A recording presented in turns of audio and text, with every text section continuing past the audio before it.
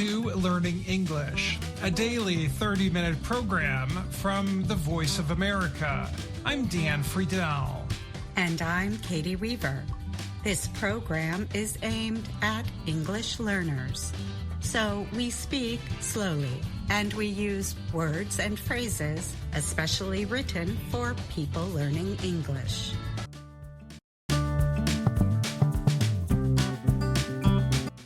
Today on the show, I tell about a former pilot in Cyprus who now has a career in cheesemaking. We'll also hear a report from Gregory Stockel. And Gina Bennett brings us this week's Ask a Teacher. We close the show with an American story. Today we hear The Open Boat by Stephen Crane. But now, on a recent cold winter night in the Cypriot capital, Nicosia, long lines of people began to form in a public parking area. The crowd was gathering for the arrival of cheesemaker Pantelis Pantelli and the load of halloumi he had for sale. Pantelli is a relative newcomer to the tradition of halloumi making. He was a pilot with Cyprus Airways until 2013. He lost the job as the former company started closing down. Pantelli decided to try a very different line of work, cheesemaking. The man had found his new career. But now the newcomer has become an unlikely defender of traditional cheesemaking for Cyprus's prized halloumi. The European Union named halloumi a product of Protected Designation of Origin, or PDO, in 2021. That means that only approved producers from Cyprus can market the cheese under that name. In exchange for the PDO, Cyprus agreed to increase the quantity of ewe or goat milk to just over 50% by July 2024. But Cypriot farmers are protesting the agreement over a dispute about the ingredients.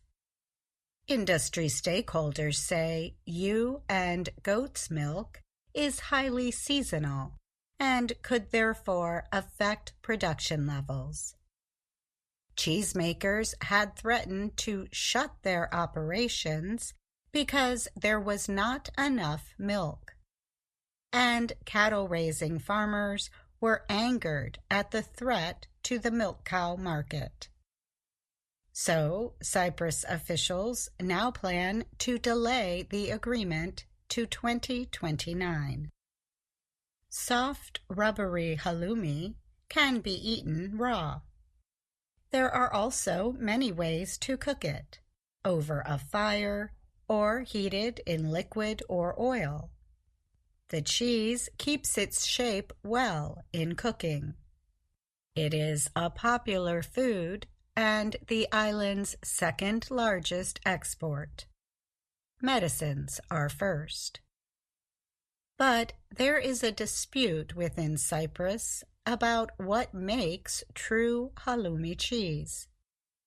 Should it be made from cow's milk, which has a mellower taste, or should it be made from goat and ewe milk, as traditionalists argue? Pantelli started making halloumi with guidance from a family member. It was all trial and error with a small pot, then a bigger pot, and, just like Steve Jobs, in our garage, he said. He uses ewe's milk to make his halloumi. He cooks the milk in rennet, which thickens the liquid to a solid form called a curdle. After resting, curdles are cut and reheated. Panteli adds salt and puts them in a solution called brine for a few hours. Then they are done, and he prepares for market. Panteli only has a permit to sell directly to consumers, and he is limited to producing 150 liters of milk a day. But his product is popular. He makes videos on TikTok and the social media service X to let people know where to find him. He usually sells all his cheese within 2 hours of opening sales. Nobody is making the real thing anymore, and that is our aim, Panteli said. He spoke to the Reuters news agency while standing near about 300 noisy sheep at his farm west of Nicosia. But some farmers on the Mediterranean island say that Panteli's method is not workable for all. Nikos Papakriakou is head of the organization that represents cow farmers. He said that based on an older 1985 trade agreement, halloumi cheese is made out of not only goat and ewe's milk, but cow's milk as well. He says the mellow taste of cow's milk has permitted halloumi to capture overseas markets. The PDO says it should smell like a farm, he said. He questioned if people would buy it if it smelled like goats.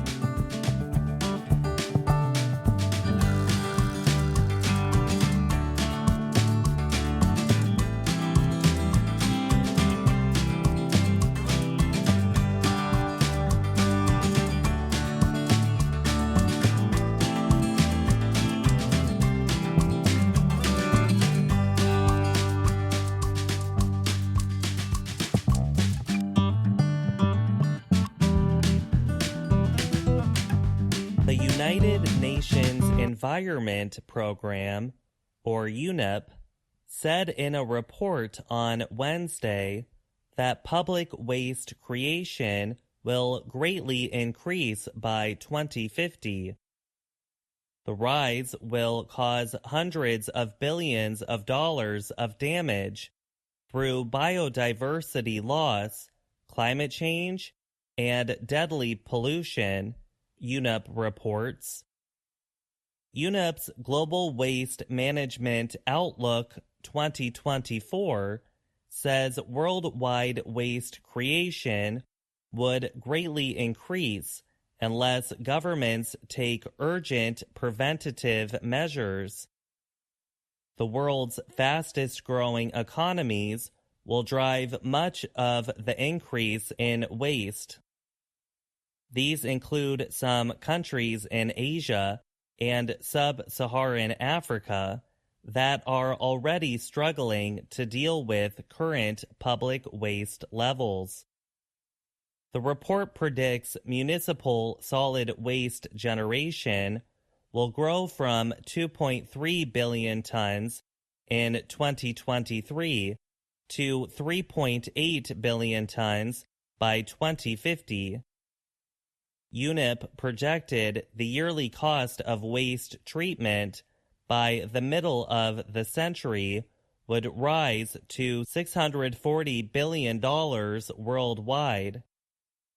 That represents a more than 75% increase from 2020. That year, the world produced an estimated 2.1 billion tons of public solid waste, which excludes industrial waste. Damage caused by the growing waste would account for about $443 billion of the total cost. The report, called Beyond an Age of Waste, Turning Rubbish into a Resource, was released during the UN Environment Assembly in Kenya this week. The writers argue that humanity has moved backwards over the past 10 years. They say humans are creating more waste, more pollution, and more climate-changing gases. Waste prevention measures and improved waste treatment could reduce those costs, the report said. But it notes there are major barriers to such reforms, including weak enforcement systems. Negotiators are working toward a treaty to deal with the especially damaging and dangerous pollution from plastics. They are beginning a fourth round of talks in April. UNEP Executive Director Inger Anderson said she is hopeful they will complete the agreement by the end of this year. Environmentalists and fossil fuel producers continue to disagree about the terms of the agreement. They especially dispute whether the deal should center on reducing plastics production or increasing recycling and reuse. There is an interest, and especially among the countries that are producing raw polymer, but as I keep telling them, this is not an anti-plastic treaty, Anderson told Reuters, noting there would still be a need for plastics in vehicles and medical equipment. Raw polymers are used in the creation of plastic materials.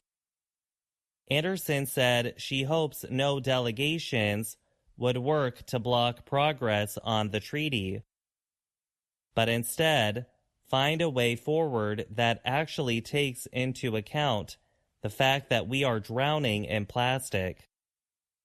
I'm Gregory Stockel. VOA Learning English has launched a new program for children. It is called Let's Learn English with Anna. The new course aims to teach children American English through asking and answering questions and experiencing fun situations. For more information, visit our website, learningenglish.voanews.com. Hello. This week on Ask a Teacher, we answer a question from Mequinant and Tajean.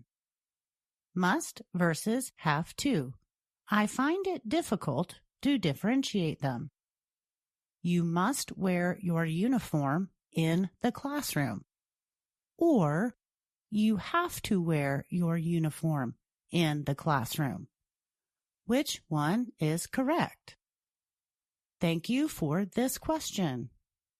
Must and have to can have the same meaning.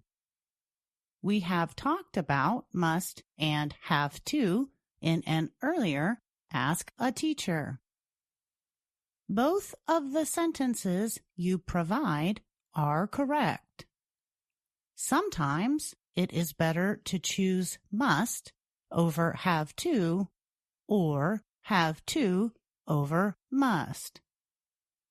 When we use must in spoken English, usually it is to express something we think is likely. In that case, it is similar in meaning to the word probably. You must be cold after working all day in the rain. You are probably cold after working all day in the rain. My supervisor must not care about the budget cuts. My supervisor probably doesn't care about the budget cuts. But we also use it as we use have to, although more commonly in writing. Climate change must be stopped. You must see the doctor before Friday. have to, have got to, and its reduced form, gotta, are used very often in spoken language to communicate requirement. I have to get up at 5 a.m. tomorrow. You gotta relax. So, which sentence should you use? It depends on the context. Are you wanting to express a probability? Or are you trying to give an order or announce a rule? And now we must say goodbye. We have to check the mail for new questions about American English. If you have one, send us an email at learningenglish@voanews.com. And that's Ask a Teacher. I'm Gina Bennett.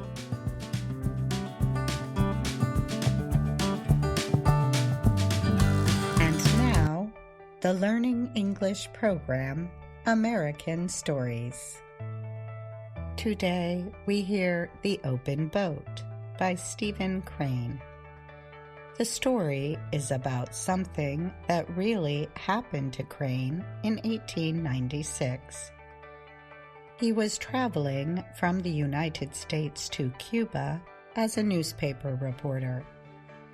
One night, his ship hit a sandbar. It sank in the Atlantic Ocean off the coast of Florida. Most of the people on board got into lifeboats. Crane was among the last to leave the ship, along with the captain, the cook, and a sailor. These 4 men climbed into the only remaining lifeboat. The boat was so small that no one believed it could stay afloat for very long. None of the men thought he would ever reach the shore. But they fought the rough seas bravely with all their strength. Would they finally reach land? Here is Shep O'Neill with the first part of the story. The small lifeboat bounced from wave to wave in the rough seas of the Atlantic. The 4 men in the boat could not see the sky. The waves rose too high. The waves, with their white tops, pushed at the open boat with angry violence. Every man thought each wave would be his last. Surely the boat would sink, and he would drown. The man thought that most adults would need a bathtub larger than the boat they were sailing. The waves were huge, and each created a problem in guiding the direction of the boat. For 2 days, since the ship sank, the 4 men had been struggling to reach land. But there was no land to be seen. All the men saw were violent waves, which rose and came fiercely down on them. The men sat in the boat, wondering if there was any hope for them. The ship's cook sat in the bottom of the boat. He kept looking at the 15 centimeters which separated him from the ocean. The boat had only 2 wooden oars. They were so thin, it seemed as if they would break against the waves. The sailor, named Billy, directed the boat's movement with one of the oars. The newspaper reporter pulled the second oar. He wondered why he was there in the boat. The 4th man was the captain of the ship that had sunk. He lay in the front of the small boat. His arm and leg were hurt when the ship sank. The captain's face was sad. He had lost his ship, and many of his sailors. But he looked carefully ahead, and he told Billy when to turn the boat. "Keep her a little more south, Billy," he said. "A little more south, sir," the sailor repeated. Sitting in the boat was like sitting on a wild horse. As each wave came, the boat rose and fell, like a horse starting toward a fence too high to jump. The problem was that after successfully floating over one wave, you find that there is another one behind it, just as strong and ready to flood your boat. As each wall of water came in, it hid everything else that the men could see. The waves came in silence. Only their white tops made threatening noises. In the weak light, the faces of the men must have looked gray. Their eyes must have shone in strange ways as they looked out at the sea. The sun rose slowly into the sky. The men knew it was the middle of the day because the color of the sea changed from slate gray to emerald green with gold lights, and the white foam on the waves looked like falling snow.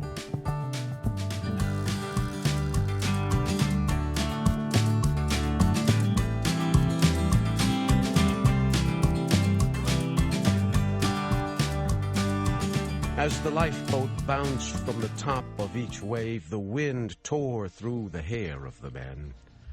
As the boat dropped down again, the water fell just past them. The top of each wave was a hill from which the men could see for a brief period a wide area of shining sea. The cook said the men were lucky because the wind was blowing toward the shore. If it started blowing the other way, they would never reach land. The reporter and the sailor agreed, but the captain laughed in a way that expressed humor and tragedy all in one. He asked, "Do you think we've got much of a chance now, boys?" This made the others stop talking. To express any hope at this time, they felt to be childish and stupid. But they also did not want to suggest there was no hope, so they were silent. "Oh, well," said the captain, "we'll get ashore all right." But there was something in his voice that made them think, as the sailor said, "Yes, if this wind holds." Seagulls flew near and far. Sometimes the birds sat down on the sea in groups near brown seaweed that rolled on the waves.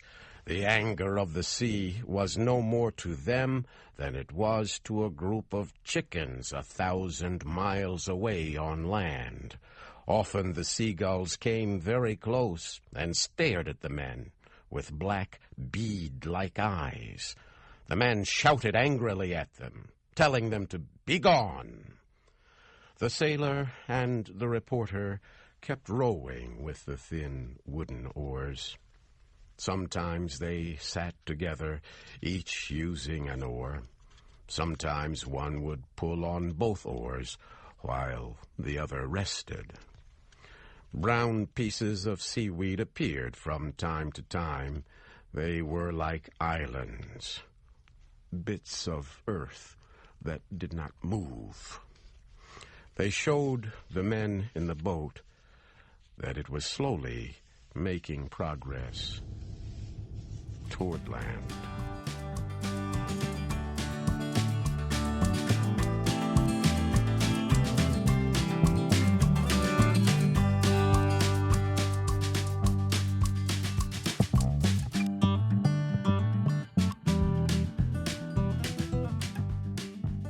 hours passed. Then, as the boat was carried to the top of a great wave, the captain looked across the water.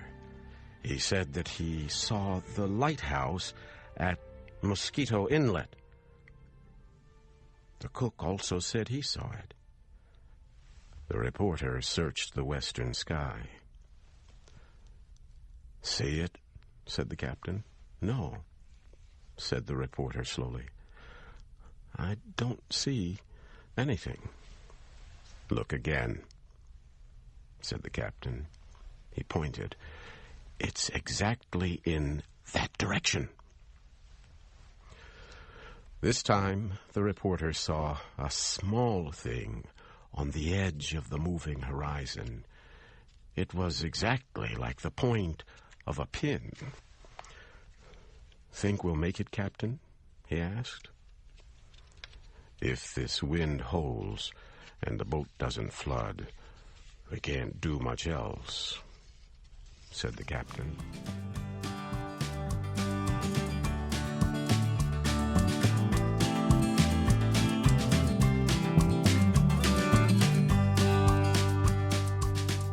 It would be difficult to describe the brotherhood of men that was here established on the sea. Each man felt it warmed him. They were a captain, a sailor, a cook, and a reporter. And they were friends. The reporter knew even at the time that this friendship was the best experience of his life.